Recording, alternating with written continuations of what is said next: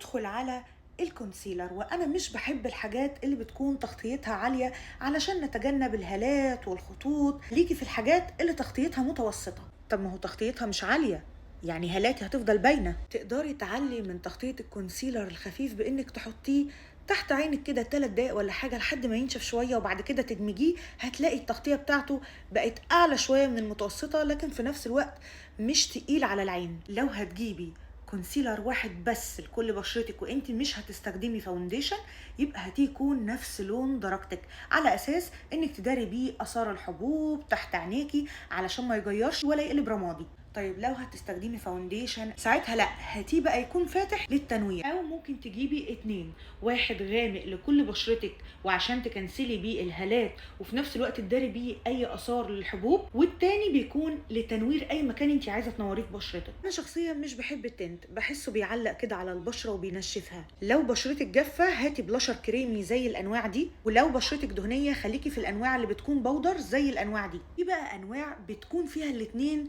كريمي وبودر وكمان تنوع درجات كبير، وفي نفس الوقت هتكون موفرة جدا معاكي. في بنات مش بتحب البلاشر، بتحب البرونزر اكتر. لو بشرتك جافة خليكي في الانواع الكريمي، ولو دهنية خليكي في الانواع البودر زي الانواع دي. تقدري تستخدميه كمان كاي شادو، يدي ضي كده او ظل فوق العين.